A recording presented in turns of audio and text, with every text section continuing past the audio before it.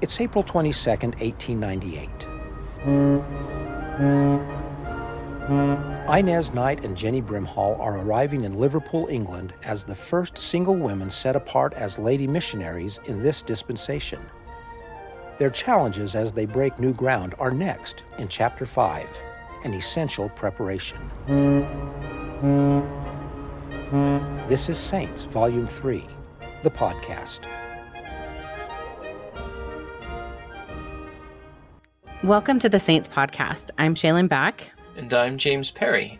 Joining us today is Matthew McBride, Director of Publications of the Church History Department, and Lisa Olson-Tate, a General Editor of the Saints Project, who has come back on for another episode.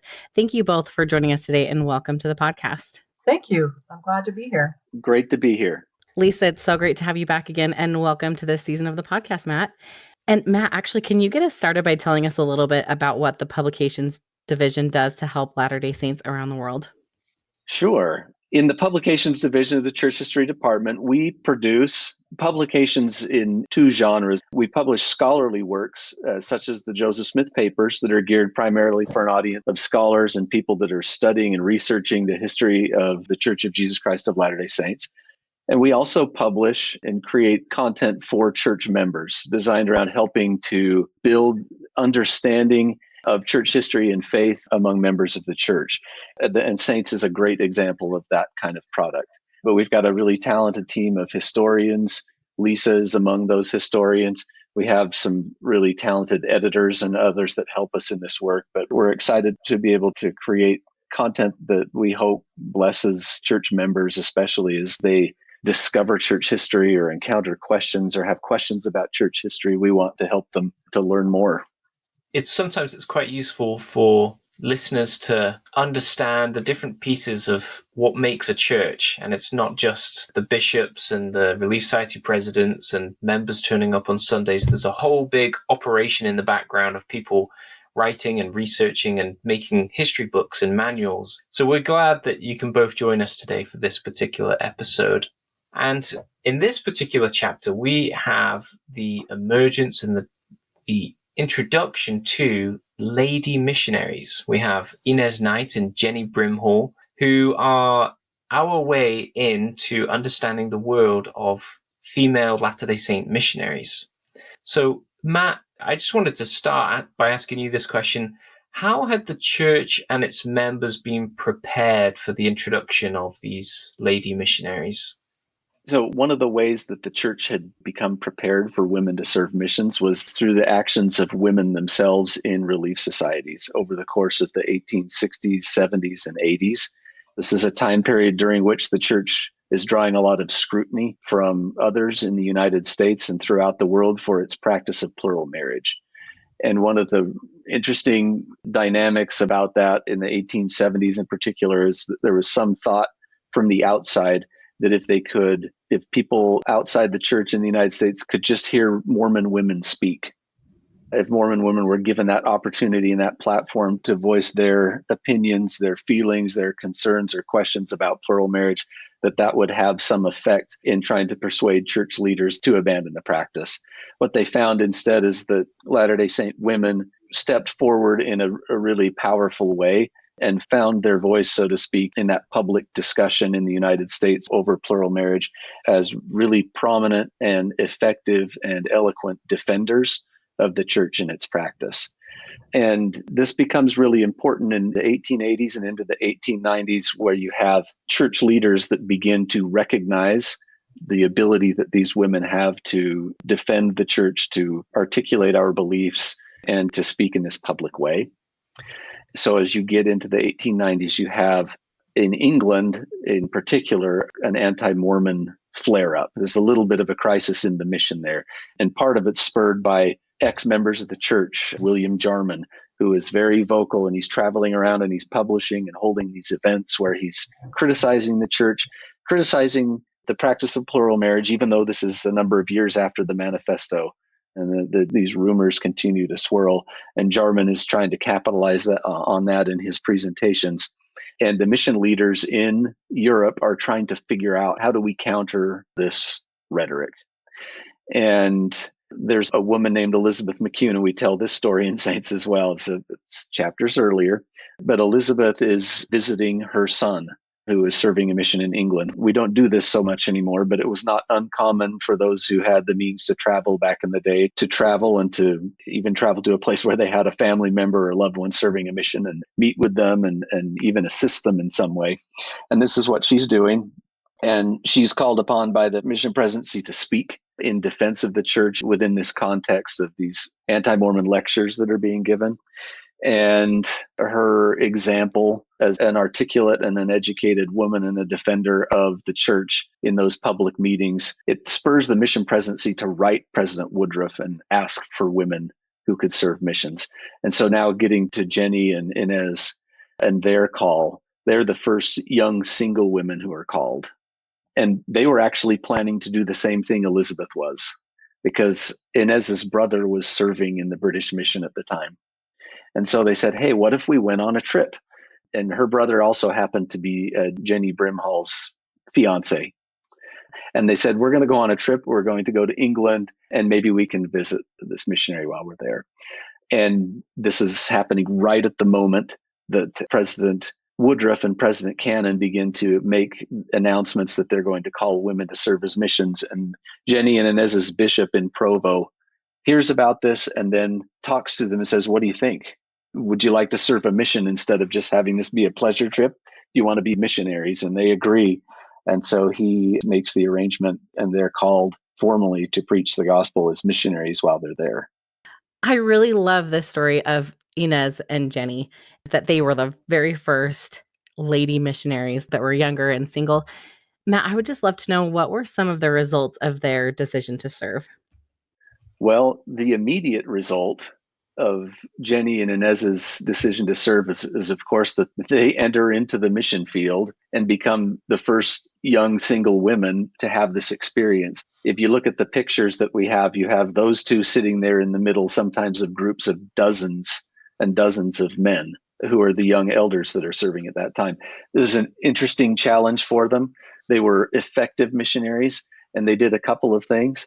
They preached the gospel to people who hadn't heard it, and they also were missionaries to the young male elders, in the sense that they were there to show what women could do as missionaries and to persuade and convert these men who had not had prior experience serving alongside women, that this experiment with lady missionaries was going to be effective. And they were really, really excellent missionaries. Now, the other effect is that they both come from a Provo ward. And what happens, as often happens in the church, because we have such close connections to our friends in our wards and in our stakes, is that we have a large number of young single women from Provo, Utah, and from the surrounding stakes become the majority of this first generation of young single women to serve missions.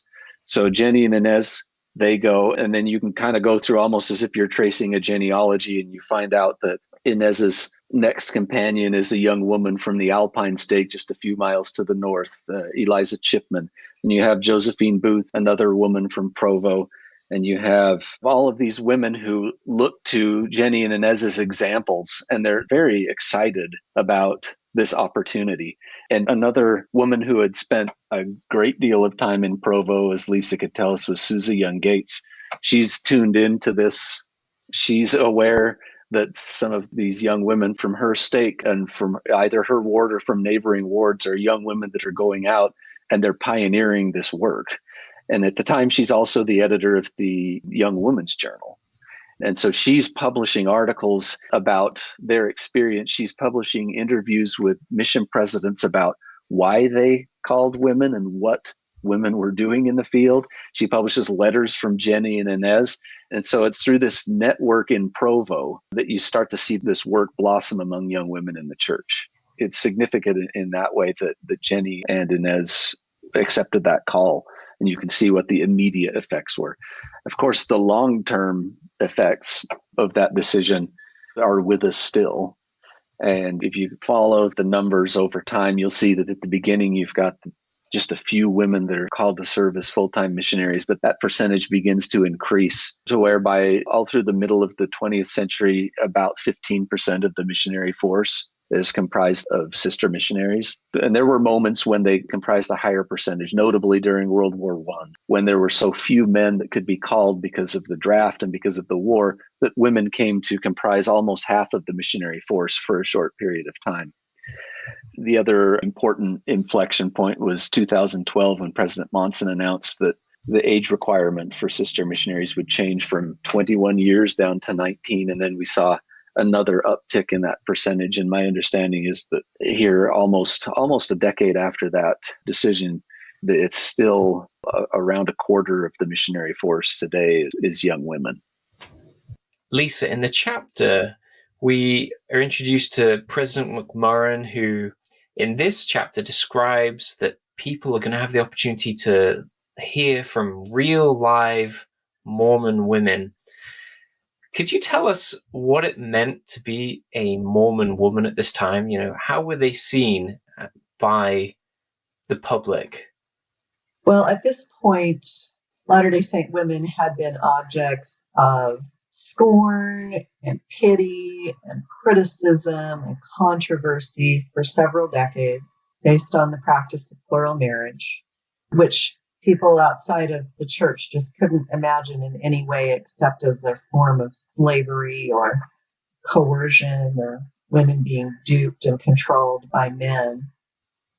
And so there's a caricature, really. I mean, like, you can even find cartoons of the day portraying these downtrodden, sad, horrible women who were so victimized by their circumstances, by the men in their lives.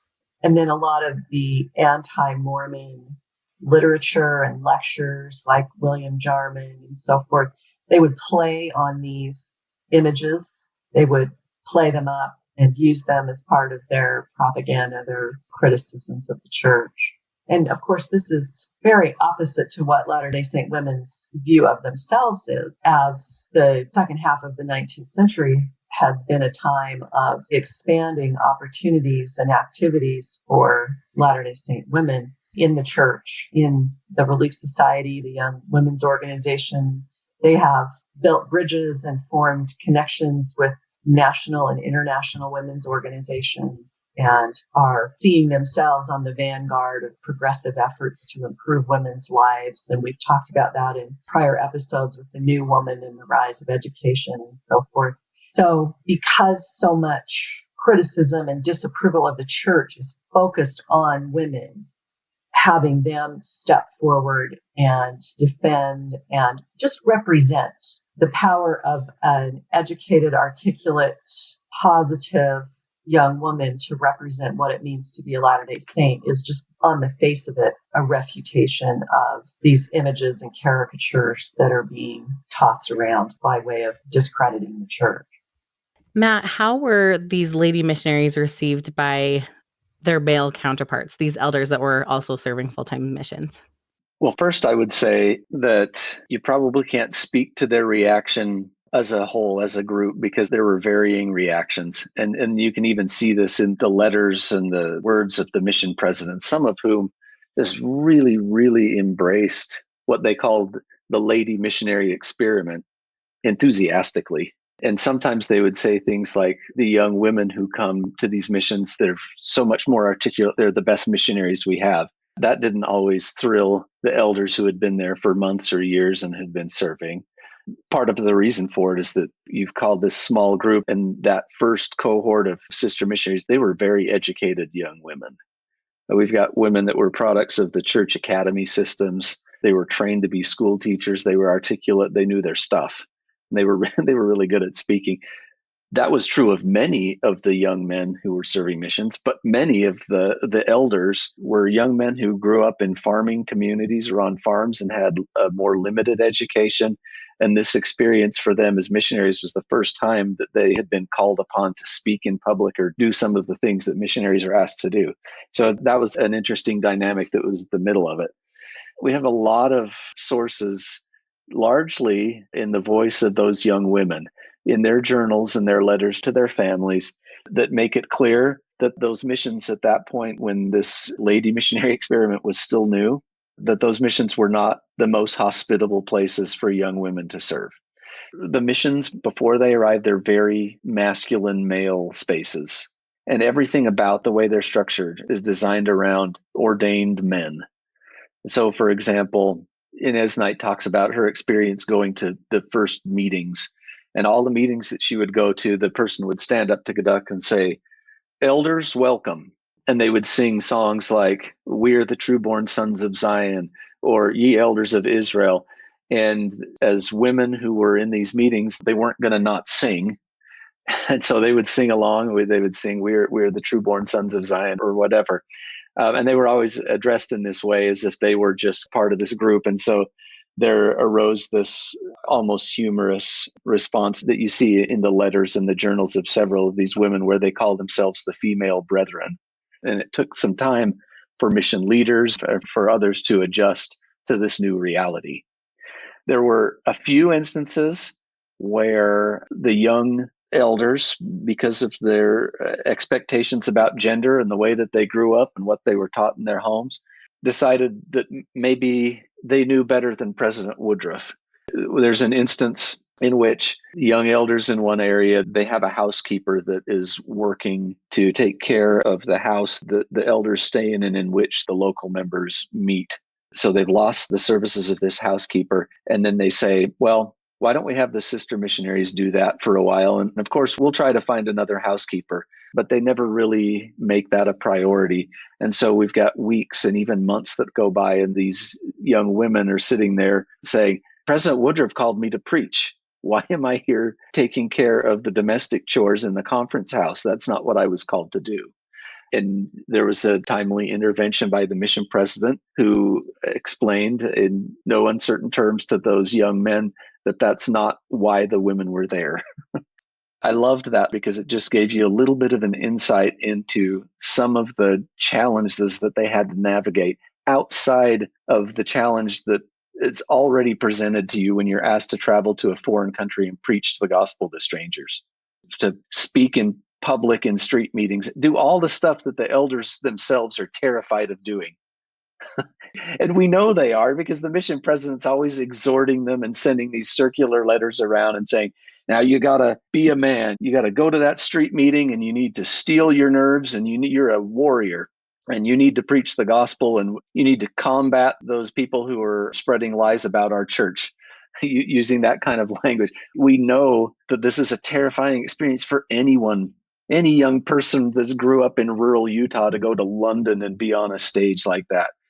And then on top of all that, you have these young women who have this other challenge that they face of trying to make sure that they have the leeway and the support of others in carrying out the commission that they received from the prophet. And it was new. And I don't say any of this to blame the young men. I'm sure it was just so different and so new, and they're all coming to it with ideas about how things are supposed to work. And that's part of what I love about this aspect of our history, is to see prophetic direction, to call these women to accomplish something really important for the church at an important moment, and see how that made members squirm a little bit and have to try to get used to something new, to change. It's quite an interesting episode. So, Lisa, there is, of course, another milestone here with Harini Wahanga being the first Maori called into full-time missionary service. What do you think it was that church leaders were hoping his mission would accomplish? Well, I think there are a few things. I think there's a recognition that as a Maori, he will have the ability to speak to and to reach other Maoris in a way that Anglo missionaries just might not be able to do.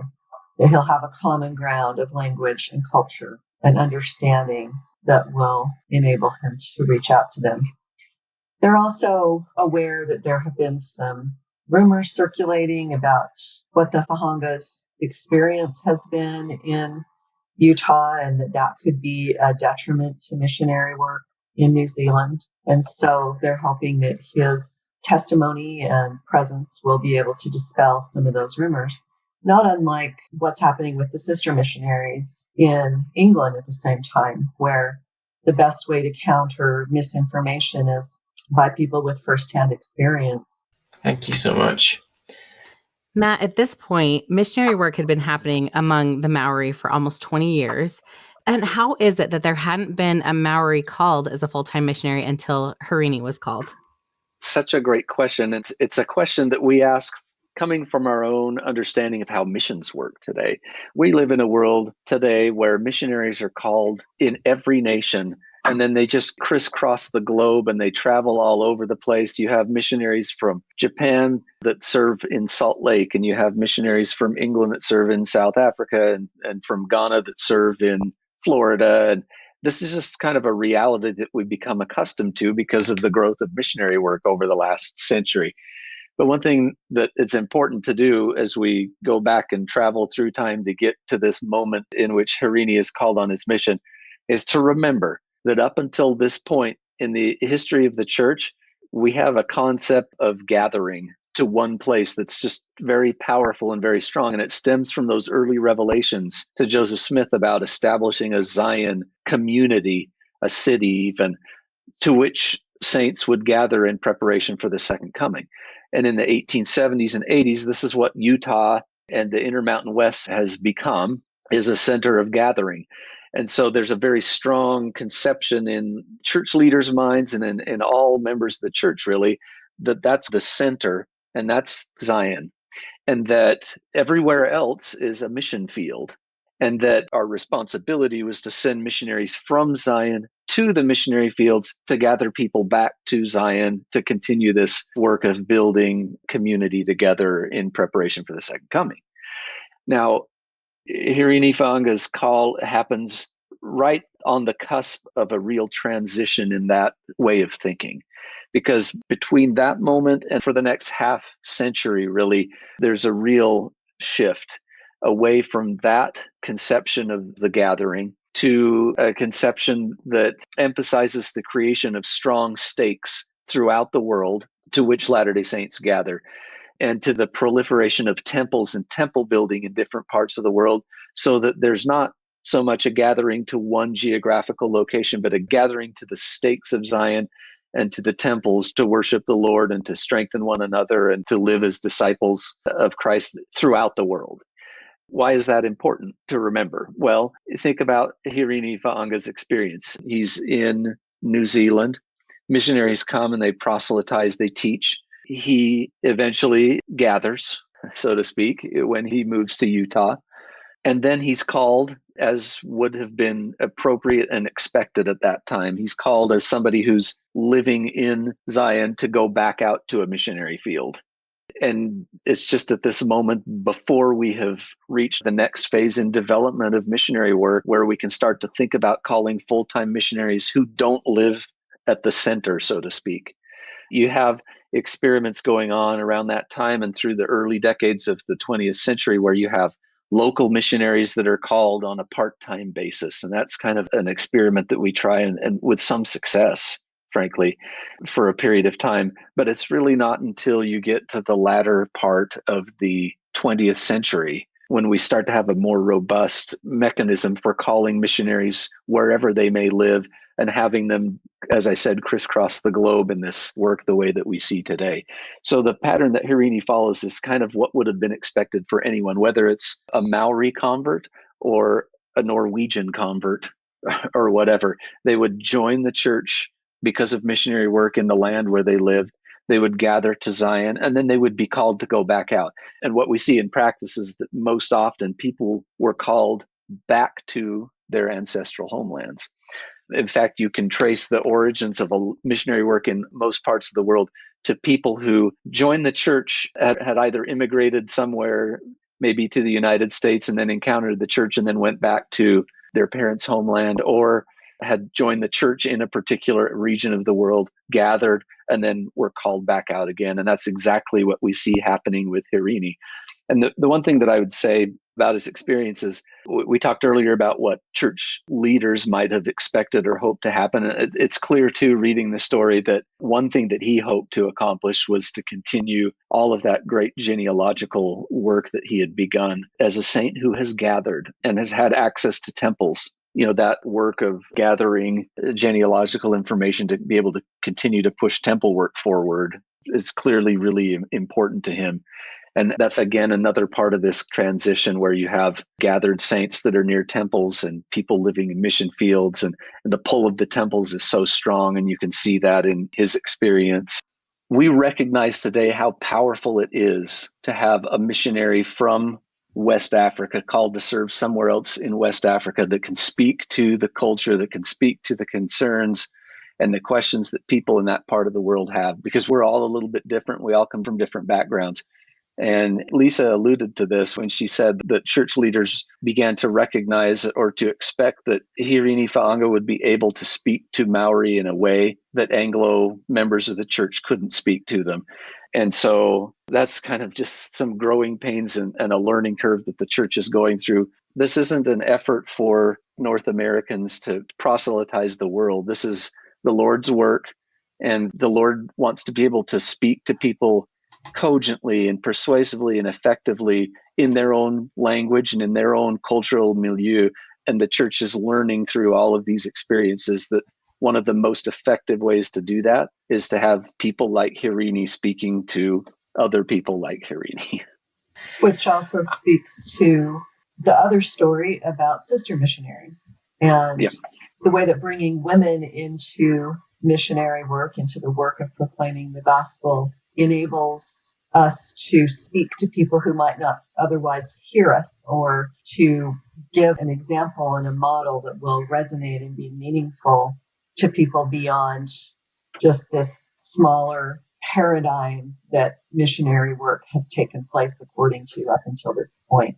So both of these stories give us a window into the expanding understanding of the restoration and what it means to preach the gospel to everyone in the world.